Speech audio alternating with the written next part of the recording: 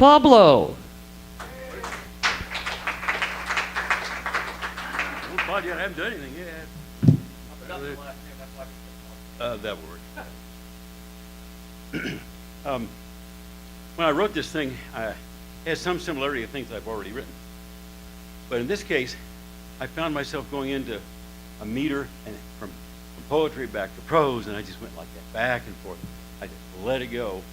I've never done that exactly like that, and I think your ear will pick it up when I've gone into the meter and then out of it, and into the meter and out of it. And it was a lot of fun to write. There's a certain limitation to rhyme schemes. You can get carried away with it or go too far in the other direction. I don't know which one I've done. I have no idea. Maybe you will. Father's coffin lay on the cabin's only table. A coffin his widow and 9-year-old Davy could not afford. But friends brought coins and flowers and tears, friends who grieved with them, intoned with them, wept with them, and then left. The farm demanded greater toils from Davy's slight stature. Mother's never healed hip had been shattered by their horses' hooves. Her straight auburn hair hung below her shoulders, her eyes languid, a cane in her hand. Davy was tousle-haired with blue-gray, bewildered eyes. Bewildered since there had been no warning. Just death, sudden and harsh, gazing down into the face that had once smiled in love and told such lively tales. He ached for those pallid lips to part and tell why he had gone, how they would survive, and that he would love them from beyond this world. And that they would once again clasp hands singing and laughing, or wandering the woods hunting with that old flintlock, or with arrows and bow given to them by old Fox. The weazened, amicable Osage whom they had frequently encountered among the stately oaks and whose whispering, disappearing and mysterious people had inhabited those woods since ages long gone. What fond memories lingered of Father and old Fox, their humor, their stories, and would that he could feel their warmth again.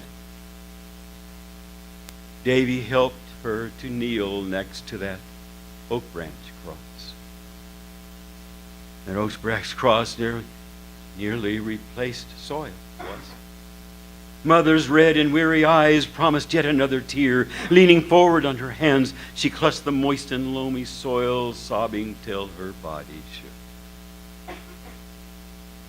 Cooler breezes, orange leaves, warned of strife before the green returned, and nothing was in good supply. They had been a team of 3, a team of labor and of laughter, not merely for survival, for there had been meaning, song, and joy. But now, Missouri's northwest winter shook the house while mother and child hugged the stone fireplace. In their black kettle they stirred a watery potato soup. I have to hunt, Mother. I have to hunt, Mother, when the weather breaks. We ain't gonna make it, Mother, like this. Davy, it's deadly cold, so don't wander far. You are the world to me. The cabin, darker with the shutters closed, kept these souls within its world. No space for luck or error.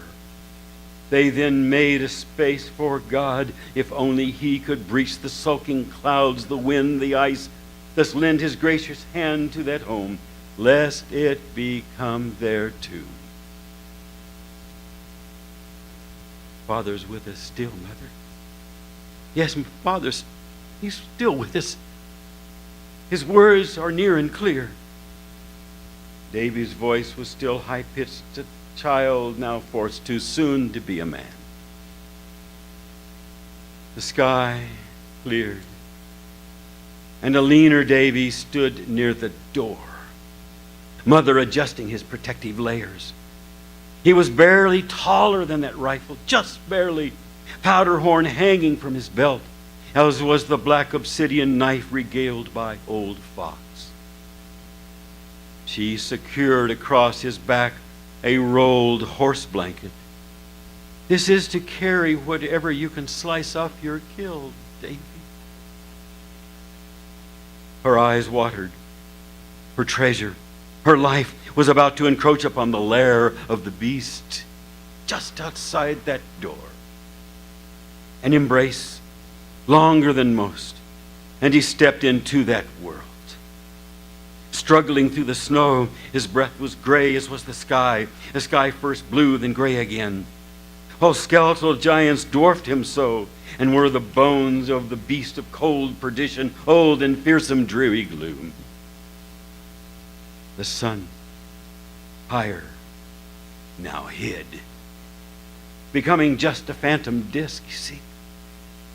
The wind spoke, Davy, don't go too far. At last, within a clearing, he saw 3 does, calm and browsing. He raised Father's rifle, sighting thus his prey. They're out of range, Davy, came that voice. He slipped from tree to tree, closer, ever closer, the threesome raising their heads to watch and smell. He would have one shot, one chance to beat the beast, just one with a flintlock rifle, just one. The sun descended, the clouds thickened, the wind rose, but the gap closed. Steady against the solid oak, a numb and trembling finger reached, and how that weapon spoke, unexpected swirling smoke and sparks and fire stippled once new fallen snow. The air it cleared, his heart so pounding, but the deer were gone. Approaching, he saw blood. Yes, there was blood. Running in deep snow will slow its struggling, bleeding, hopeless heart. Wounded father, he asked. Few steps more, and there appeared one very dead and half-dead deer. Yes, it moved, then quit, and waited. Hands shaking from cold and the thrill of the kill, that black blade cut the best, thick and warm. Then, with the linksome small intestine, he lashed it to the blanket as the sun deserted him. Its taunting dimness touched the treetops, fading into nothing, anxious to obscure his homeward trek. Tracing his own tracks had been his plan, but the choice, every step, was now a risky guess and nothing more.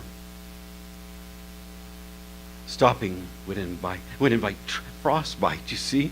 Stopping would invite frostbite, death, oblivion. Without him, how mother'd suffer quite alone, no aid from distant snowbound neighbors.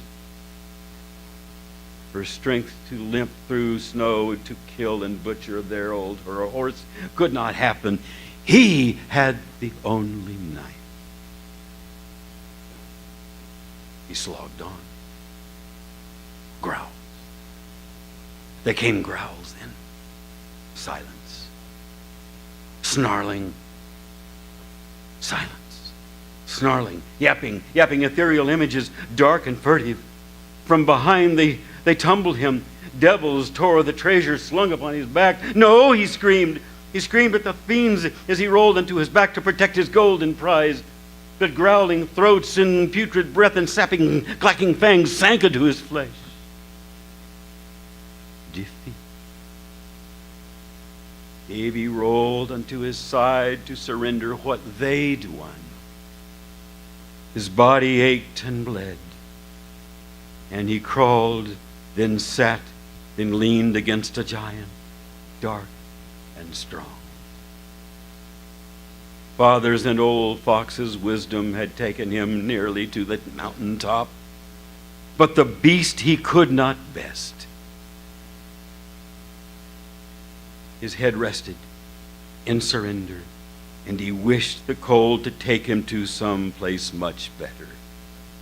He slid into a new and painless realm, while Father, with smiling lips that parted, "Come with me, David."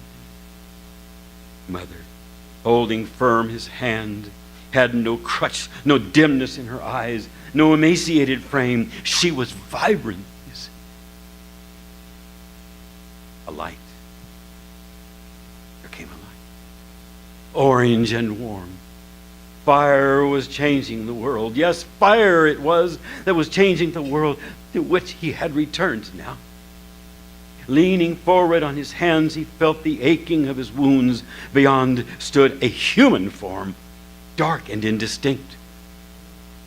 It tossed some gnarly branch, thus feeding lively flames. But who? The specter further nurtured dancing flames, blinding Davy's wish to see perhaps someone he knew. A humming sound so faint came from the man beyond the flames. A humming sound.